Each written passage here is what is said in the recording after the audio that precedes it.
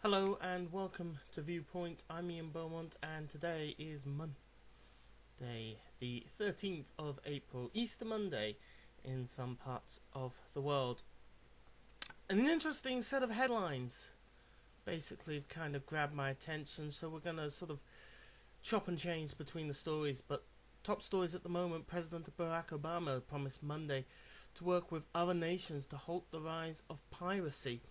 While Somali pirates vowed revenge for the deaths of 3 colleagues shot by snipers during the daring high seas rescue of an American sea captain.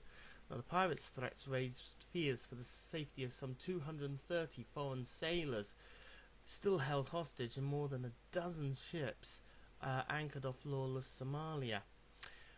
Also, President Obama is allowing Americans to make unlimited trips and money transfers to family in Cuba, and easing other restrictions Monday to usher in a new era of openness toward the island nation ruled by communists for over 50 years.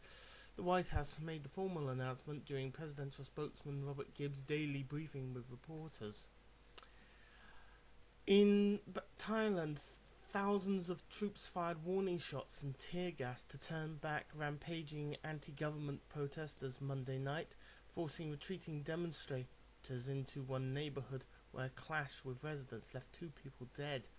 The evening gun battle came after a full day of clashes between protesters who are pressing Prime Minister Abhisit Vejajiva to resign and soldiers across the city. Troops fired warning shots and tear gas at the demonstrators and finally forced most to retreat to their base outside of the Prime Minister's offices.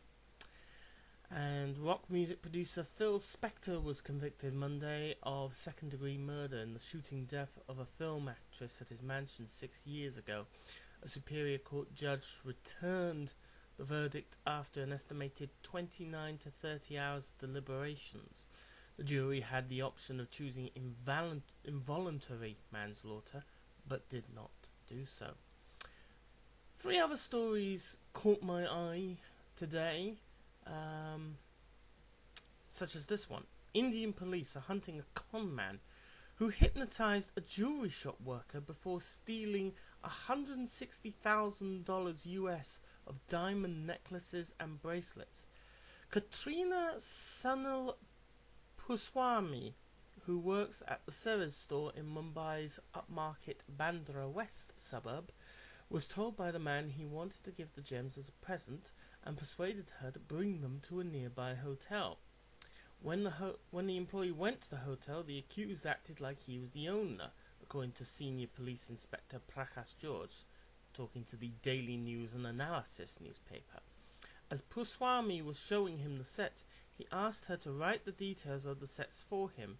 He then hypnotized her and decamped with the ornaments.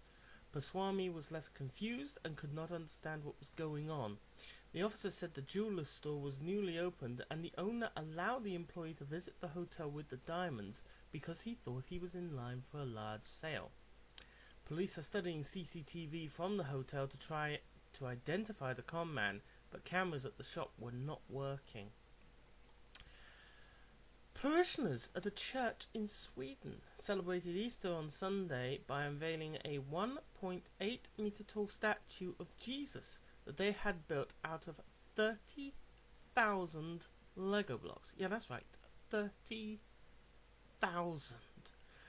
It took the 40 volunteers about 18 months to put all the tiny plastic blocks together, and their creation shows a standing Jesus facing forward with his arms outstretched.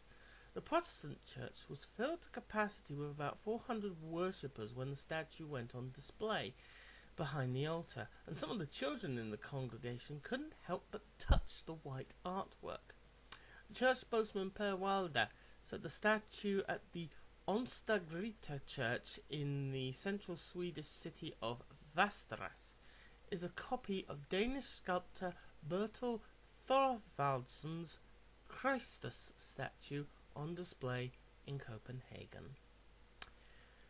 And finally, on the newsy front, some rather sad news for those of us who you may be, wherever you are, who grew up with porn actresses like Marilyn Chambers, or not so much grew up, but in your early adult years had porn actresses like Marilyn Chambers. Of course, she was formerly the Ivory Snow soap girl who helped bring hardcore films into the mainstream consciousness. She's died today at the age of 56. The cause of death was not immediately known. A family friend, Peggy McGinn, said Chambers' 17-year-old daughter found the actress's body Sunday night. Chambers was pronounced dead at the scene, according to the county coroner's office.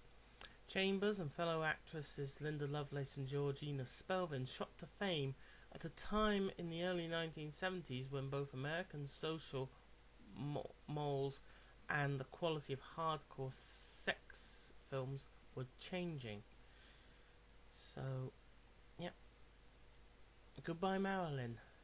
Another Marilyn. Marilyn Chambers, dead at 56.